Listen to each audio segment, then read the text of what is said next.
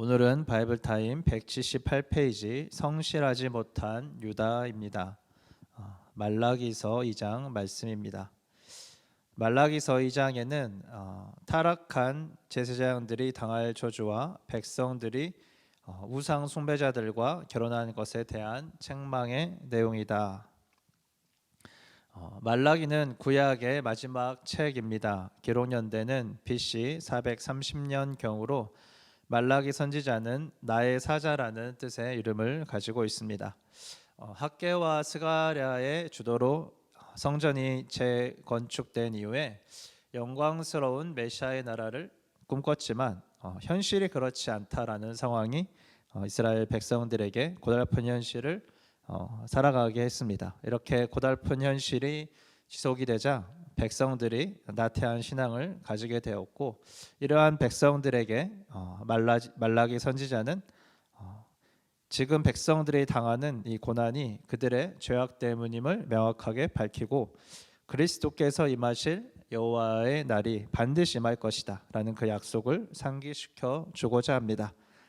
그래서 이 1장 1절 말씀부터 하나님께서는 말라기를 시켜서 이스라엘 백성에게 경고하신 말씀이다 라고 선언하며 시작됩니다. 1장 2절 말씀을 함께 보겠습니다. 나는 너희를 사랑한다. 나 주가 말한다. 그러나 너희는 주님께서 우리를 사랑하신다는 증거가 어디에 있습니까? 하고 묻는다. 말라기가 구약의 마지막 책인데 나는 너희를 사랑한다 라고 하나님께서 이 구약의 시간 내내 사랑의 하나님으로 이스라엘 백성과 함께 하시는 이스라엘 백성의 하나님으로 그렇게 함께하여 주셨는데, 이 백성들의 대답이 주님께서 우리를 어떻게 사랑하셨습니까? 주님께서 우리를 사랑하신다는 증거가 어디에 있습니까? 현실을 보아도 포로된 백성으로 살고 있고, 나라는 멸망하였고, 성전을 재건해도 우리의 삶이 이렇게 변하지 않고 있습니다 라는 그들의 현실의 삶에 입각한 하나님에 대한 사랑을 우리가 어디에서도 발견할 수 없습니다. 그 증거가 어디에 있습니까? 라고 그렇게 반문할 수밖에 없는 이스라엘의 백성의 태도를 저희가 보게 됩니다. 하나님께서는 이 에돔과 비교하면서 이스라엘을 사랑하심을 말씀하셨고, 결국 주님은 이스라엘 나라 밖에서도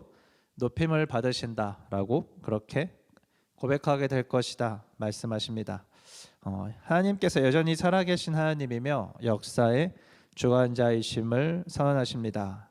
이스라엘 백성들의 대답은 하나님께서 우리를 사랑하신다는 그 증거가 어디에 있습니까? 라고 이야기하는 이 부분에서 그들의 현실에 입각한 문제도 포함되어 있지만, 그들이 정말 하나님이 사랑의 하나님이냐라는 이 질문에 대해서 하나님이 어떤 분이신지 온전히 이해하지 못하고 왜곡된 하나님에 대한 생각을 가지고 있음을 말씀을 통해서 계속해서 살펴볼 수 있게 됩니다. 하나님께서 우리를 사랑하신다면 우리가 왜 이런 삶을 살고 있습니까? 이런 질문들을 이스라엘 백성들이 가질 것입니다. 하나님께서는 이러한 현실이 바로 이스라엘 백성의 죄악으로 인한 그 결과이다라는 대답을 해주시면서 말라기서 1장 6절부터 2장 9절까지 제사장들의 죄악을 지적하고 이에 대한 심판의 말씀을 주십니다. 1장 6절과 7절 말씀을 함께 보면, 아들은 아버지를 공경하고 종은 제 주인을 두려워하는 법인데 내가 너희 아버지라고 해서 너희가 나를 공경하기라도 하였느냐? 내가 너희 주인이라고 해서 너희가 나를 두려워하기라도 하였느냐라고 물으십니다. 이 말씀을 보면 이스라엘 백성들이 하나님을 공경하지도 않고 두려워하지 않고 하나님을 경외하지 않는 백성이다라는 삶을 살고 있음을 볼 수 있습니다. 이 두 가지 질문과 대답이 말라기서 1장 2절 말씀처럼 우리에게 다가오는데, 말씀을 계속해서 보면 하나님께서는 제사장들아 너희가 바로 내 이름을 멸시하는 자들이다. 그러나 너희는 우리가 언제 주님의 이름을 멸시하였습니까? 라고 되묻는다. 두 번째 되물음을 볼까요? 너희는 내 제단에 더러운 빵을 바치고 있다. 그러면서도 너희는 우리가 언제 제단을 더럽혔습니까? 하고 되묻는다. 너희는 나 주에게 아무렇게나 상을 차려주어도 된다고 생각한다. 이 말씀을 통해서 제사장들이 하나님께 드리는 이 상을 아무렇게나 차리면서 하나님을 경외하는 마음도 없다라는 것을 살펴보게 됩니다. 12절과 13절에 보면 주님께 드리는 성쯤은 더러워져도 괜찮고 이 제물을 바치는 일이 얼마나 실증나는 일인가라고 생각하고 있다라는 것을 알 수 있습니다. 죄악을 전혀 자각하지 못하고 하나님께 말씀하실 때 오히려 하나님께서 잘못 알고 계십니다라고 우리가 언제 그렇게 했습니까라고 뻔뻔하게 되묻는 이스라엘 백성들, 특별히 제사장들의 모습을 함께 살펴보고 있습니다. 그래서 2장 1절에서부터 9절까지 제사장들에게 주는 훈계의 말씀과 심판에 대한 말씀을 함께 주십니다. 1절에서부터 4절 말씀을 함께 보면 제사장들아 이것은 너희에게 주는 훈계의 말이다 라고 훈계의 말씀임을 알려주면서 내 이름을 존귀하게 여기지 않으면 내가 너희에게 저주를 내려서 너희가 누리는 복을 저주로 바꾸겠다라고 주님께서 말씀하십니다. 너희가 받은 복을 내가 이미 저주로 바꾸었으니 이것은 너희가 내 말을 명심하지 않았기 때문이다 말씀하시면서 하나님께서 언약 백성들을 비록 포로로 잡혀갔지만 다시 돌아오게 하시고 또 성전을 재건해서 하나님 나라 백성으로 살아갈 수 있도록 그러한 은혜를 주었지만 여전히 그들이 죄악 가운데 있음을 통해서 하나님 나라 백성으로 온전히 살아가지 않음을 이야기하고 있습니다. 나는 너희 때문에 너희 자손을 꾸짖겠다. 너희 얼굴에 똥칠을 하겠다. 너희가 바친 희생제물의 똥을 너희 얼굴에 칠할 것이니 너희가 똥무더기 위에 벌어지게 될 것이다. 이 하나님께 드리는 이 제물을 온전하고 정결하게 하는 것이 아니라 일이 실증나는 일이고 대충 그 제물들을 바치며 더러운 것들을 제하지 않고 바치는 이 모습들을 하나님께서 말씀하시면서 그럼에도 불구하고 하나님께서 관심을 가지고 지키려고 하시는 것이 무엇인가? 그것은 내가 레위와 맺은 언약을 파괴하지 않으려고 이 훈계를 주었다라고 말씀하시면서 하나님께서 언약의 하나님, 민족 레위와 언약을 맺으신 하나님이다라는 것을 말씀해 주십니다. 하나님께서는 그 언약의 하나님이신데 5절의 말씀을 보면 멸망보다 생명과 평화가 약속된 언약, 이 언약을 레위와 맺어서 하나님께서는 이 생명과 평화를 너희에게 주기 원하는데 너희가 이것을 내 언약을 무시하고 내 말을 지키지 않고 너희가 나를 하나님을 경외하지 않고 함부로 대해서 이러한 일들을 당하고 있다. 너희가 복이 이제는 저주로 바뀌었다라고 주님께서 그렇게 말씀하십니다. 그럼에도 제사장들은 하나님께서 이 생명과 평화를 주시는 하나님이다라는 것을 인정하지 않고 언약을 떠났음을 말씀하시고 이제 너희가 오히려 모든 백성 앞에서 멸시와 천대를 받게 될 것이다라고 선언합니다. 그렇다면 이 제사장들의 죄악이 이렇게 심각하였는데 이 제사장들만의 죄악으로 인해서 현실이 이렇게 어렵고 다른 백성들이 고통을 받고 있느냐라는 부분도 우리가 함께 살펴봐야 될 부분입니다. 그런데 그 답은 그렇지 않습니다. 이후로 백성들도 죄악 가운데 있음을 하나님께서 말씀하십니다. 하나님께서는 말라기 선지자를 통해서 2장 10절에서부터 16절까지 백성들의 죄악을 지적하시고 이에 대한 심판의 말씀을 주셨습니다. 11절 보면 유다 백성은 주님을 배신하였다 이렇게 말씀하고 있습니다. 예루살렘과 이스라엘 온 땅에서 추악한 일이 일어나고 있다. 유다 백성은 주님께서 아끼시는 성소를 더럽히고 남자들은 이방 우상을 섬기는 여자와 결혼까지 하였다. 그래서 하나님께서 허락하신 그 은혜를 저버리고 성소를 더럽히고 우상을 섬기는 여자와 결혼하면서 하나님 나라 백성의 그 삶을 깨트리는 그러한 일들을 하고 있음을 보여줍니다. 이런 사람들은 만군의 주님께 제사를 드리는 사람이라고 하여도 12절에 보면 주님께서 그를 야곱의 가문에서 쫓아내실 것이다라고 말씀하고 있습니다. 그래서 우리가 하나님 앞에 나와서 우리의 삶을 온전히 점검하고 하나님 앞에 하나님을 경외하며 또 하나님을 사랑하는 마음으로 주님의 말씀을 온전히 지키고 나아가지 않을 때 우리는 나와서 예배드리고 나와서 크리스찬이라고 살아가고 있기 때문에 안전하다라고 하는 생각에서부터 우리가 깊이 고민을 해봐야 될 부분이 이 말씀을 통해서 우리가 살펴볼 수 있습니다. 하나님께서 기뻐하시는 삶은 무엇인가? 하나님께서 기뻐하는 믿음은 무엇인가? 우리가 옳게 행위를 따라서 이 정도면 되겠지라고 생각하는 것이 아니라 하나님께서 어떠한 분이신지를 명확하게 알고 하나님께서 우리에게 주시기 원하시는 것이 또한 무엇인지를 알아야 되며 우리가 하나님을 경외하며 하나님을 사랑으로 섬기는 자세가 어떠해야 되는지 하나님께서 제1계명으로 우상을 섬기지 말라라고 말씀하신 이 부분을 또 어떻게 우리가 깊이 묵상해 봐야 되는지 살펴보아야 되는지를 생각해 보아야 됩니다. 이 13절에서 우리가 계속해서 살펴볼 것은 너희가 잘못한 일이 또 하나 있다라고 했습니다. 이제 우상 숭배를 하는 여인과 결혼한 것을 떠나서 주님께서 너희 재물을 외면하시면서 그것을 기꺼이 받지 않으신다라고 하나님 왜 우리의 재물을 받지 않으세요?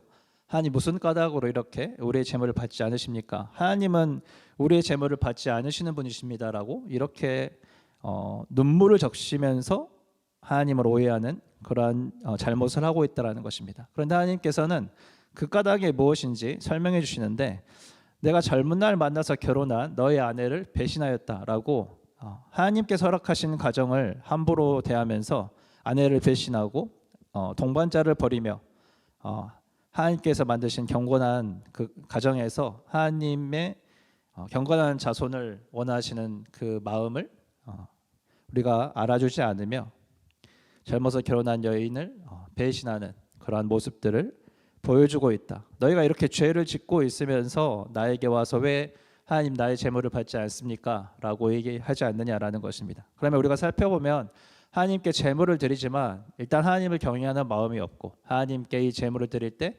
함부로 깨끗하지 않은 정결하지 않은 재물을 드리면서 그들의 삶도 하나님 앞에 죄악으로 넘어져 있으면서 결국 하나님께 하는 얘기는 하나님 왜 우리의 재물을 받지 않으십니까? 라고 이렇게 이야기하고 있다는 것입니다. 즉 하나님 앞에 나아가면서 그들의 죄악을 돌아보지 않고 그들의 죄로 인한 문제를 오히려 하나님이 이런 분이시기 때문에 우리는 잘하고 있지만 우리가 이런 결과들을 받게 된다라는 큰 오해를 하고 있음을 살펴볼 수 있게 됩니다. 그래서 하나님께서는 1장 2절에서 말씀하신 것처럼 내가 너희를 사랑하는 하나님인데 라고 명확하게 처음부터 설명을 해주고 계시지만 이스라엘 백성들의 자세는 바로 하나님 그 증거가 어디 있습니까? 라고 이렇게 얘기하는 결과로 이렇게 도달하게 됩니다.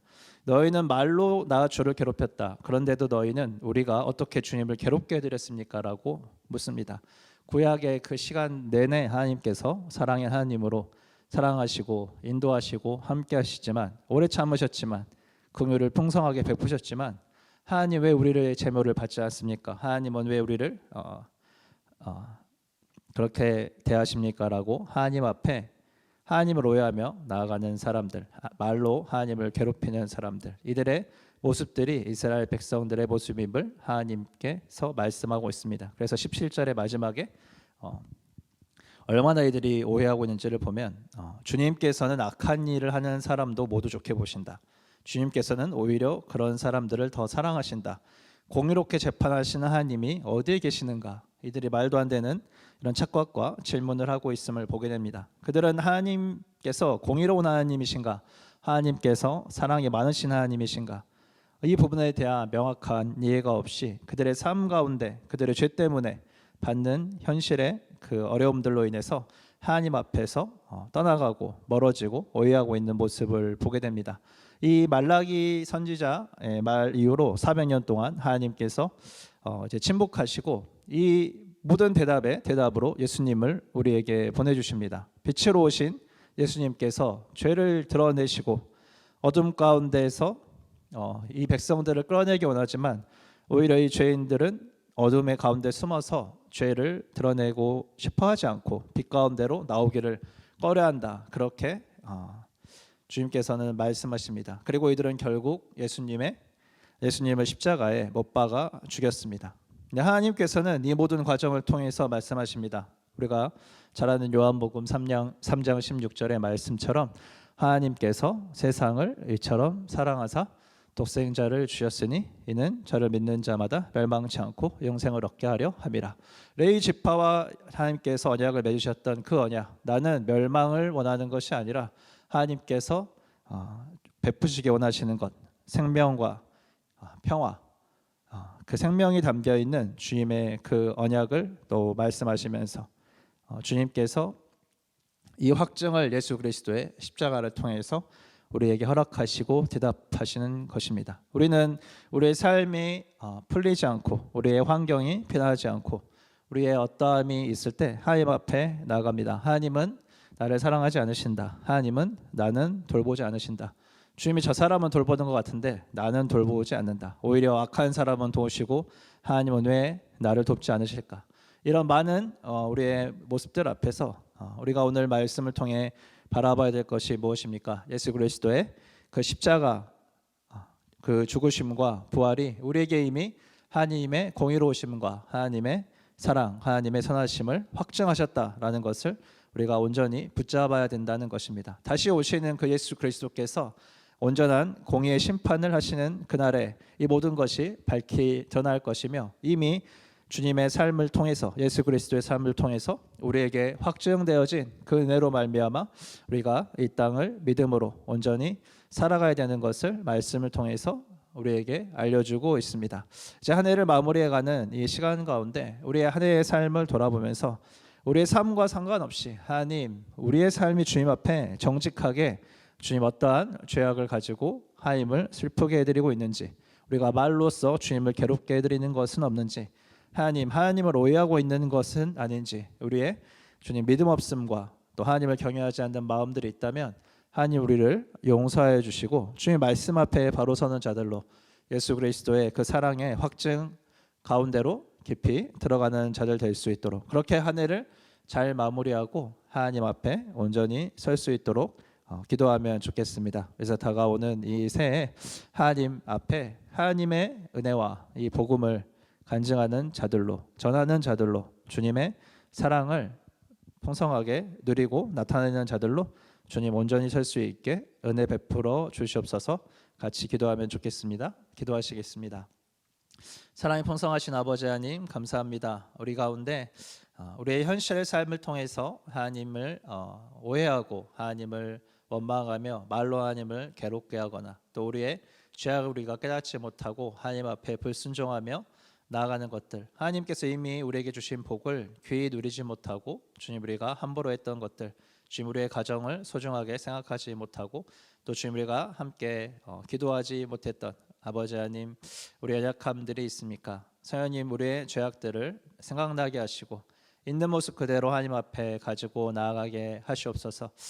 멸망이 아니라 생명과 평화 하나님의 화해 용서 긍휼의 그 은혜 가운데로 들어갈 수 있도록 우리를 인도하여 주십시오. 예수 그리스도의 십자가의 사랑이 하나님의 사랑을 우리 가운데 확증하여 주셔서 감사합니다. 하나님의 공의를 우리에게 확증하여 주셔서 감사합니다. 이 공의와 사랑의 하나님의 그 은혜 가운데 하나님의 자녀로 이 땅을 온전히 살아갈 수 있도록 하나님의 은혜와 그 복음의 해로 들어가는 귀한 이 전환의 시간 가운데 하나님을 더욱 깊이 묵상하고 주님의 사랑 앞에서 우리가 바로 설 수 있도록 하나님 말씀 허락하여 주셔서 감사합니다. 성령님 인도하여 주시옵소서.